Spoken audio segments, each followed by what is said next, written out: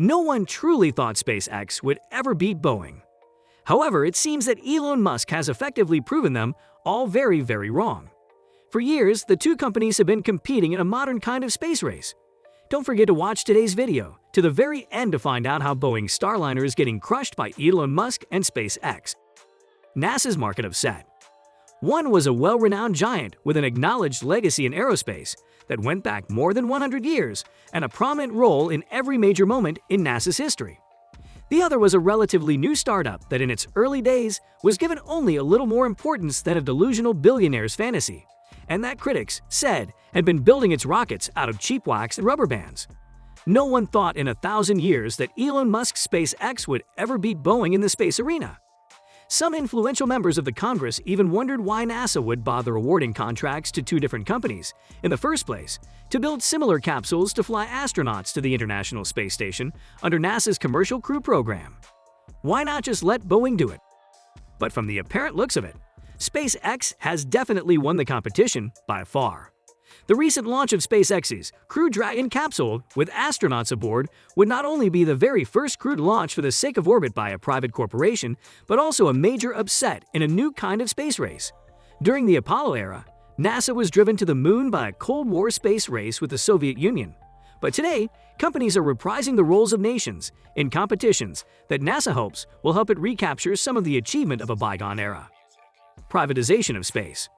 Assuming the launch is a success, it will mark the end of the era in which only government-owned spacecraft achieved such feats and represent another major step in the privatization of space. That SpaceX is making that transition, and not Boeing, emphasizes the dramatic nature of the change. Publicly, the companies downplay any tension.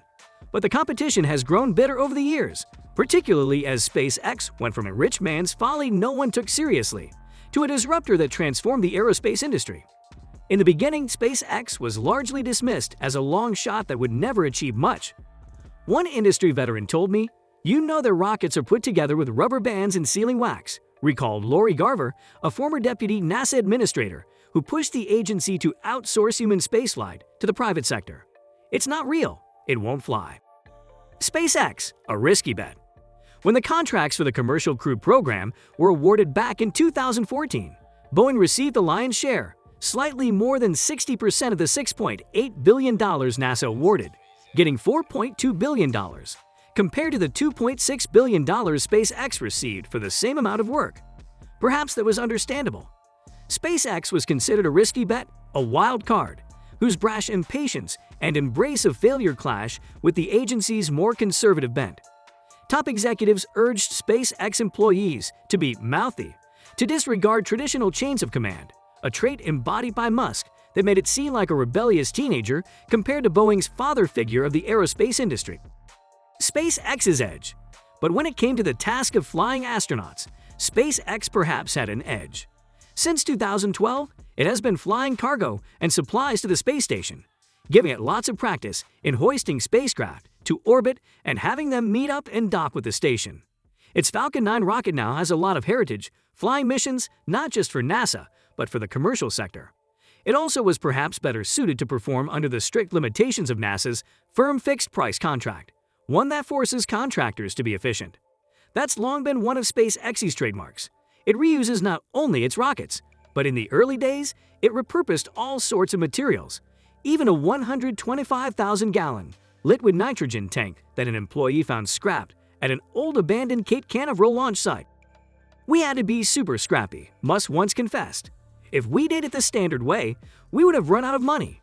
For many years, we were week to week on cash flow, within weeks of running out of money." It definitely creates a mindset of smart spending. Be scrappy or die. Those were our two options. Buy scrap components, fix them up, make them work. Boeing, by contrast, was used to the cost-plus contracts often used on big government programs, such as its Space Launch System rocket, that allowed for greater expenditures and longer timelines. Still, building a spacecraft designed to fly humans is an enormous challenge, and both companies suffered setbacks and delays that pushed back the original launch date from 2017. SpaceX had two Falcon 9 rockets explode, and it struggled with the parachute system that slows the spacecraft down as it flies back to Earth. Last year, Its Dragon capsule was completely destroyed during a test of its emergency abort system. Boeing struggles. Boeing, meanwhile, has continued to struggle. Late last year, its test flight without any astronauts on board its Starliner spacecraft went terribly awry from the moment it reached orbit. The spacecraft's onboard computers were off by 11 hours, making the autonomous spacecraft think it was in a different part of the mission. Controllers on the ground had trouble communicating with it. Later, the company discovered another software glitch, one that would have affected the separation of the crew module from the service module. As a result, Boeing will refly the test mission, a flight it says would probably happen toward the end of this year, meaning its first launch with crew wouldn't happen until 2021. Inside the company, officials were embarrassed by the setback, another bit of bad news that followed the fatal crashes of two 737 MAX airplanes. It also triggered a role reversal. Boeing, once the trusted partner, was now under renewed scrutiny by NASA, which said it had been lax in its oversight of the company. NASA also said that after initially giving Boeing a pass, the agency would perform a full safety review of the company, as it did with SpaceX after Musk was seen taking a puff of marijuana on a podcast streamed on the internet. One industry official said, "Executives inside Boeing can't accept SpaceX is flying people first. People are annoyed by Elon. How does this guy who smokes pot beat us?" said the official, who spoke on the condition of anonymity because the person was not authorized to speak publicly. "We have a lot of humble pie to eat here." Coming head-to-head. Musk once told the Post that SpaceX was able to rise because the big aerospace companies didn't think it would ever amount to anything. They screwed themselves because they were just arrogant and complacent, he said. Look, Boeing doesn't get out of bed for less than $1 billion. Boeing's response was just as combative. At the turn of the 21st century, before Musk entered the space business, Boeing was building the International Space Station with NASA, where we kept astronauts safe and continuously on orbit. While others talk about aspirations and hopes, we actually do things in space and will deliver on our commitment to America's journey to Mars. That's what we get out of bed for.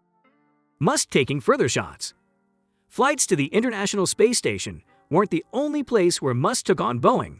In 2014, he also took on United Launch Alliance, the joint venture of Boeing and Lockheed Martin, that had held a virtual monopoly on Pentagon launch contracts for nearly a decade. Musk sued the Air Force for the right to compete for contracts, a risky move that annoyed some in the Pentagon. Musk also made a stink over the fact that the ULA used a rocket engine manufactured by Russia. Ultimately, though, he settled with the Air Force, was able to compete, and since then has won a handful of Pentagon launches. More recently, Boeing and SpaceX sparred over the commercial crew program when a NASA Inspector General report found that the average cost of Boeing's Starliner would be $19 million per astronaut, compared with $55 million a seat on SpaceX's Dragon. This doesn't seem right, Musk wrote on Twitter, adding, "Meaning not fair that Boeing gets so much more for the same thing." Boeing pushed back hard against the report, saying, "It is a fact that our competitor received a contract years earlier to develop a cargo vehicle that later served as the basis for their crew offering. Boeing did all the development under the commercial crew contract under a more compressed, shorter schedule." Recently, when NASA announced it had awarded a contract for $1.79 billion to Aerojet Rocketdyne for 18 RS-25 engines for the core stage of the massive space launch system rocket Boeing is building for NASA, Musk lamented the cost. "SLS makes me feel sad," he tweeted. With that, we come to the end of today's video. Don't forget to join in a next time for more of such interesting content.